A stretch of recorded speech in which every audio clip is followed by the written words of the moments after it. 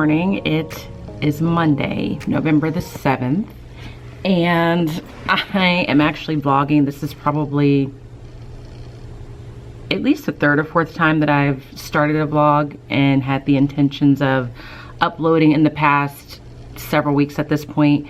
I don't think I've uploaded a vlog since maybe the first month of school. I think it's been a while. And so now we are in the month of November. Last week was the start of the second trimester for me. And here I am making an attempt. And so I've had several people reach out in different ways, just kind of wondering where I was at, because I haven't been on YouTube. I haven't really been on Instagram or TikTok. And I think that caused some people to be concerned. So first and foremost, I'm doing okay. I'm fine.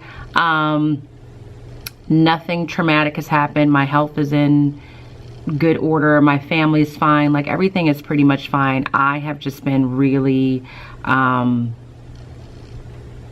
exhausted, overwhelmed.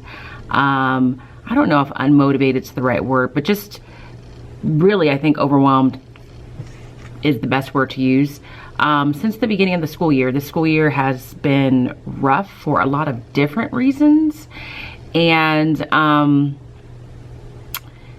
to the point where I just was like, no, I don't have anything positive to say. Like, I still love teaching. I still enjoy the act of teaching. But I can say this year, not that I didn't understand it last year, but this year more prominently do I understand how people just suddenly left teaching in the middle of the school year last year. That's not to say there came a point this year for me where I'm drafting my letter of resignation, but I certainly got closer to the point of feeling like so exhausted and so overwhelmed and so frustrated and so defeated that you do really just ask yourself, like, what am I doing and why am I doing this? And I feel like I've been vlogging primarily focused on my life as a teacher for, I've lost count, several years, relatively consistently with the exception of the past year or so. And a lot of people feel like they enjoy the vlogs because I am giving an honest depiction of my life as a teacher. And for the most part, I think I maintain a certain level of optimism and positivity.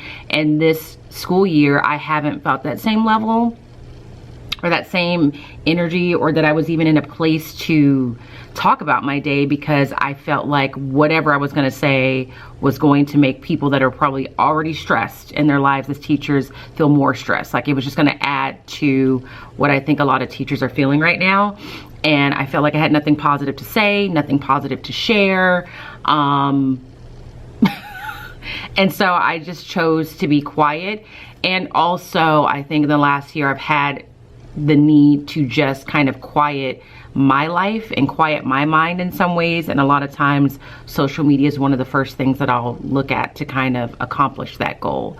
So I think I've been in a bit of a rut. Like, what is making this year difficult is this year, it feels very pronounced this year, but there's a certain level of apathy amongst just all students, like just all students, that I haven't really seen before, coupled with the growing gaps in where students should be academically versus where they are, where it's becoming more of the norm to have a class filled with students that are significantly behind where they should be, as opposed to in years past, you know, you could rely on most of your kids being where they needed to be academically or close to it, and maybe you had a handful of kids that had these significant gaps. Like, that is shifting, and I know that's been talked about quite a bit on different social media platforms.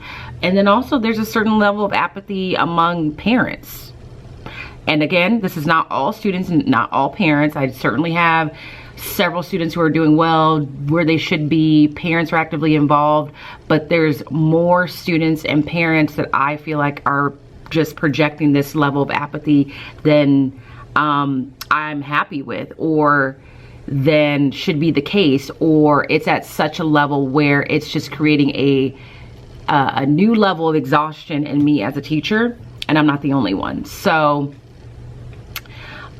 I've been down, if I were to be totally honest. Like, I'm getting through each day, but I'm really surviving, and I have been super exhausted for weeks at this point, and my partner Taylor feels the same way. A lot of people that I work with feel the same way, and it feels a little hopeless at this point, like in the sense of when will we feel rested, or when will we feel validated in the work that we do. Like, this is one of the professions. I was talking to someone who is has a service job.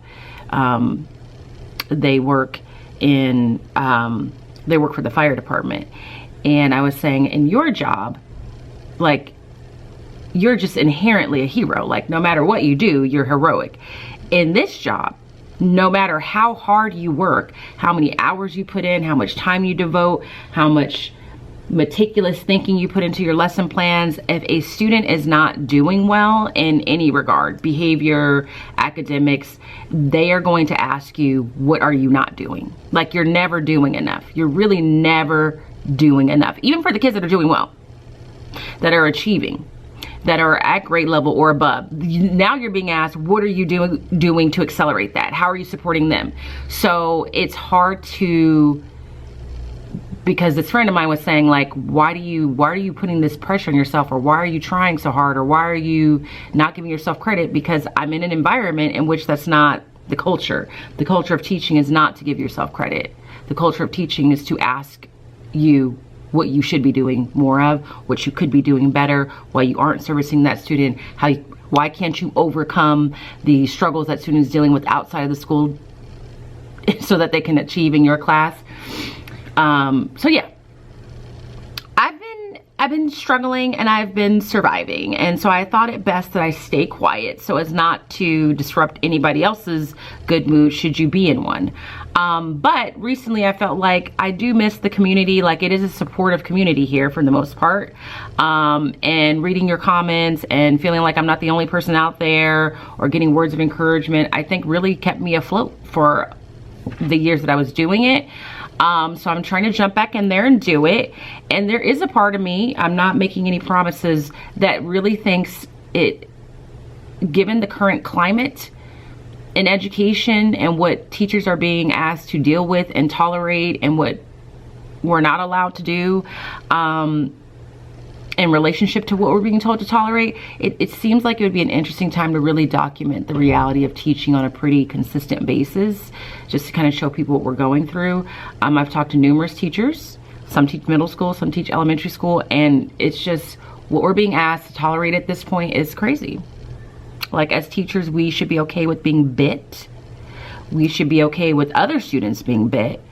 We should be okay with being verbally, sexually harassed by students. All kinds of things that we should just be like, oh, that's just a part of the day. That's just what kids do. But by the same token, we can't have certain books in the class. Like, we can't expose kids to books, but we can let them bite each other. Make it make sense. So I'm gonna see. I'm gonna try and be consistent, if nothing else, just to have another layer of support in you guys and in this community. And so we're gonna go from there. So it's 7:50, it's Monday. Later on, I'll probably share with you what I'm doing. I can't backtrack and tell you all that I've done, because that's a whole trimester's worth. So we're just gonna pick it up from where I'm at. But yeah, like, just know that if you're struggling out there and asking yourself, what other job could I be doing? Or is there something else out there for me? I too have had those thoughts this year, and I really like teaching. I really enjoy it, but it's getting to be a bit much. Do I think I'm gonna go anywhere? I don't. But I can't say that with the same level of certainty that I've said it in years past. So yeah, let me get ready for the kids. They're coming in about 5 minutes. And I'll talk to you guys later. Okay, it is about 4:50. There's Woofy. Woofy is my dog, in case you didn't know or you're new here. I've been home for about 5 minutes, and I have to hurry up and get outside to walk Woofy because it's daylight savings time, which means it's getting dark pretty early, and I don't like to be outside in the dark by myself with Woofy. So I don't think I need to wear anything else. I'm getting myself ready for that. And I really had the best of intentions of kind of checking in my classroom later in the day, but I had a meeting after school with the principal and the vice principal and another teacher that's on a committee with me. And then right after that, some of my students from last year stopped by because they wanted to, and this is how I'm vlogging now. I'm just gonna keep it real. Sometimes you'll see me, sometimes you won't. Some students from last year who wanted to donate some old instruments to the band teacher. And so they dropped those off. And of course we talked for a little bit because they are some students of mine. They are sophomores now. I had them in 8th grade. And I love those kids, so I want to check in with them. And then I came here and it is about to be dark. And Woofy has to have a walk because he's home alone most of the day, aside from the time that my mom comes to spend some time with him. And if I don't walk him, he's just gonna stare at me the whole night. So I guess my goal in trying to get back into vlogging is to just provide an authentic look at what the day of a teacher looks like. And in this case, a single teacher with no kids and no spouse. So that's what I'm gonna document, and sometimes it's gonna be edited nicely and sometimes like now it won't. So I'm gonna go do that, and then I'm gonna come home and probably take a shower, and I have work to do. So maybe when I come home, I'll kind of briefly show you what I did in class today and kind of wrap up the day. And if I'm really on top of things, maybe I'll upload this footage tomorrow. Like there was a time when we were, it was COVID and we were teaching from home that I was uploading every day. And I kind of liked people seeing things in real time. And if I want to really depict like this particular school year, because it's been challenging in different ways, I kind of want to depict it in little snippets in real time. So we'll see, but I have some stuff that I have to accomplish before I go to bed. And it's just going to depend on how far I get. The good news is although it feels dark, it's still pretty early for me. It's only 5 o'clock. But with that being said, let me head out. Let me get Woofy on this walk. Be back. It feels strange to walk back into the high school. Surreal, as if I was here only yesterday. And in the next step, as if I've been gone for years instead of months. When we pass the front office, the school secretary comes out with her arms widening for a hug. Dawn.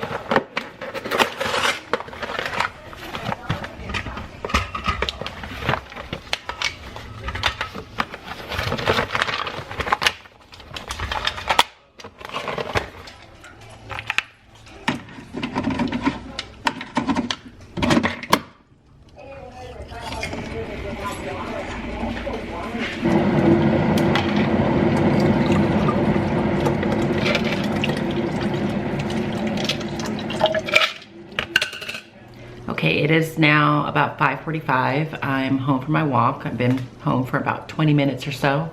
The walk takes about 30 minutes. Came home, packed my lunch for tomorrow, made the iced coffee for tomorrow. I try and just knock those two things out as soon as I get home from the walk, because if I don't, it becomes harder to do it later on in the day.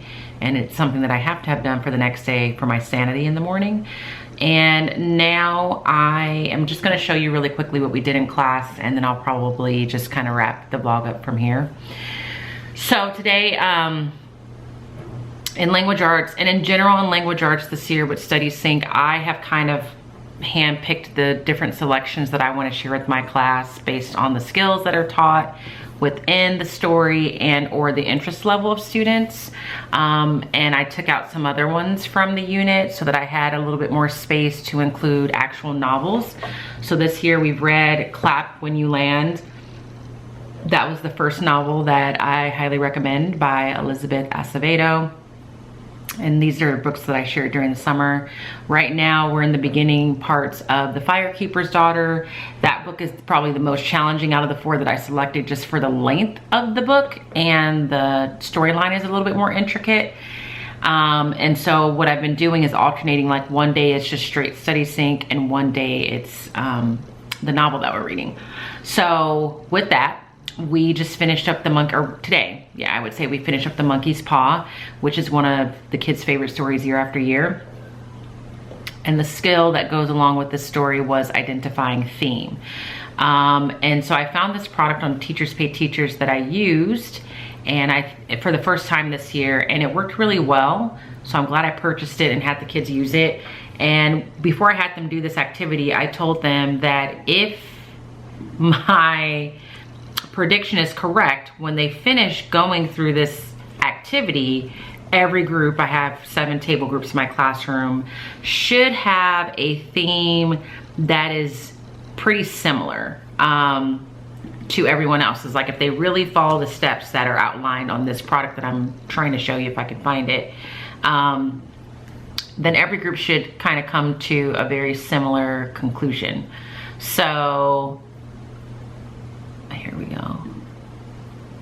Sorry, I'm just looking for it. And luckily they did. So we read The Monkey's Paw. They did the first 3 questions that go along with it. And we did the vocabulary with it, using some new vocabulary routines that I'll probably show at another time. And so this was the last thing we were doing with it. So we started this on Friday. They got a piece of chart paper, and they were told that we were going to be doing a gallery walk of each group's chart paper where they were going to identify the theme. And in order to do that, they had to follow this placemat that pretty much has story elements outlined. So it tells them that these are the clues to finding theme, and it just explains what that's all about here. But the essential part of the handout that I liked is it walks them through these 7 things in this order that they're told to look at when trying to identify the theme of something that they read. So first, think about the title. Step 2, important moments in the plot. 3, what is the conflict or the conflicts? Talk about characterization. How do characters change and grow? What do they learn? How do they interact with each other? What was the setting? Does that have any bearing on what could be the theme? Were there any recurring elements like words, ideas, phrases, images, and then some quotations that we need to pay attention to? Some of the things that characters said that you felt was really important. Now, we started this on Friday. And with my homeroom class, which is my first class, we go through the mat. I tell them you're going to be discussing these things, take notes, and then put it on your chart. And then I say, okay, get started. And they start making this poster right away. So I stop them and say, I don't see how you guys are even making this poster when you haven't even discussed the 7 questions or taken notes. So we had to stop and regroup. And by the time my second class came around, I just didn't even give them the chart paper until I felt like I saw them taking notes and they had answers to the questions. So that's basically what they did on Friday. And then today was just the time to actually do the gallery walk. So the gallery walk is one of the strategies that I picked up during one of Dr. Holly's trainings. I'm sure it's found in other places because I don't think he's inventing these strategies. I think he's just put them together and kind of curated them in a certain way. I could be wrong, but it's called a gallery walk. And basically what happens is you put student work up around the room. I just left it on their table groups, and you tell them it's called a gallery walk because they're going to be walking around looking at the different pieces of work that each group has produced. And while doing so, they're going to be very quiet. They can talk, but it should be very quiet talk about what they're looking at, using like art gallery voices, or I said museum voices. Most of them had been to one of those places and knew it's not a place where people are speaking very loudly. It's pretty quiet. and they are free to move about the room in whatever order they want. They don't have to move with their group members. They can move as individuals. They can go to the different table groups out of order, but that they should be at each table group at least once. And sometimes you have them visit the different groups' work and leave like a comment on a Post-it note or a question on a Post-it note or something along those lines. Today, I wanted to make sure that they were really paying attention to each group and really focusing on the theme and how well each group supported the theme. So I made a handout to go with it instead. And this is what it looks like. It is nothing fancy. It just says gallery walk, the monkey's paw. During this activity, you will walk around the room and view the informational posters your classmates have prepared. You will move about the room at your own pace with the amount of time allotted. And I gave them, the first class I gave 25 minutes. That was more than enough time. Second class I gave 20 minutes, and I could probably even have cut that down to 15. Respond to the questions in each box for every group with the exception of your own group's poster. The question is the same for every box. They're just doing the same thing for each group. So the two questions were, what did the group say the theme of the story was? They're going to put that there. And then in their opinion, what was the strongest piece of evidence they provided to support the theme?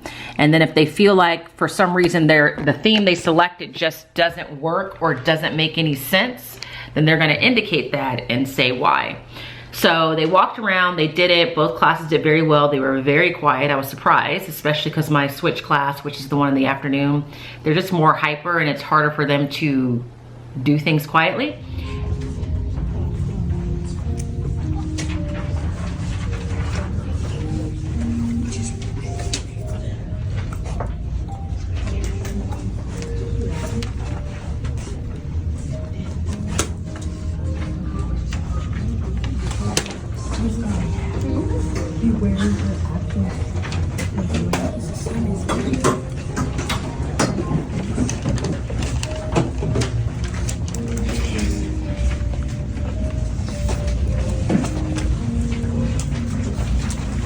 You guys have about 5 minutes, and it looks like most of you are finishing up or you are done.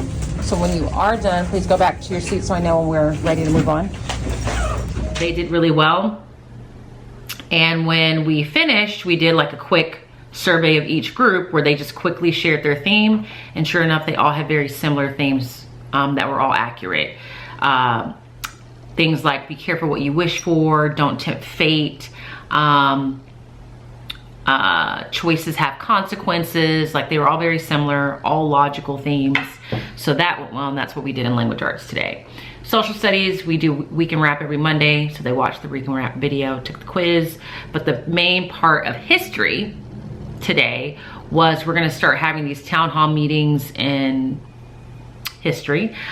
We are at the section in US history where we're talking about what led to the Revolutionary War.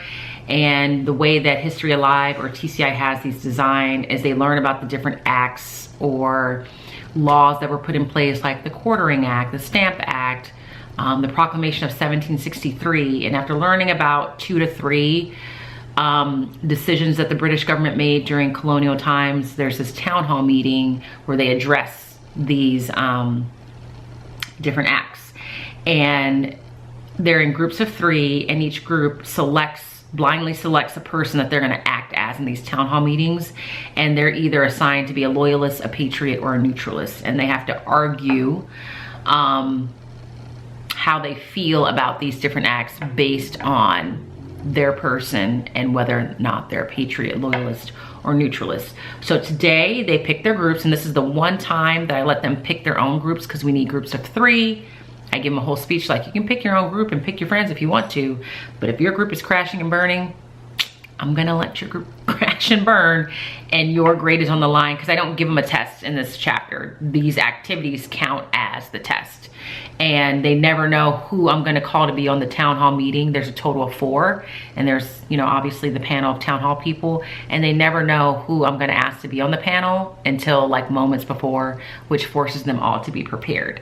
So today they picked their groups of 3, and they selected their person, and they were working on their introductory statement where they're gonna stand up at the start of the town hall meeting and say, my name is Paul Revere, and I'm a patriot, and this is what I do for a living, and these are my beliefs about what colonists should and should not have to do in the colonies.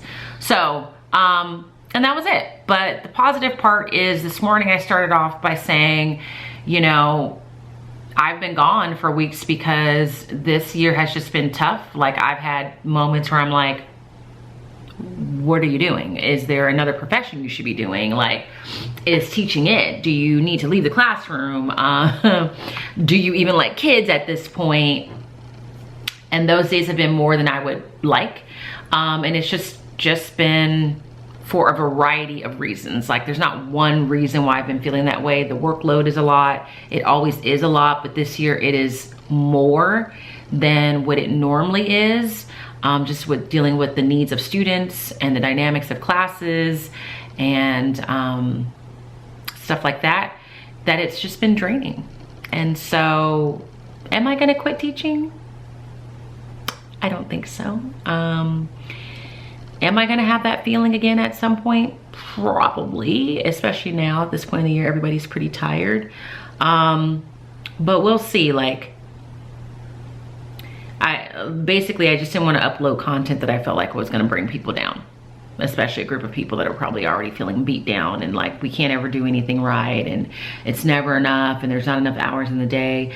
But at the same time, I do recognize that some people find comfort in knowing they're not alone. I know I do. So I thought, let me just try and upload a little bit and see how that goes. So that's what this is. I'm gonna see about uploading, you know, multiple times a week. I can't make any promises except for I'm gonna try. And we're gonna go from there. So unfortunately for me, reality check for the life of a teacher, it is 5:57. I'm not done with work. I'm just gonna go upstairs now and take a shower and put on pajamas and figure out what I'm gonna wear tomorrow. And then I'm gonna come downstairs, eat dinner, but I also have to put together notes for an observation that I have on Wednesday. An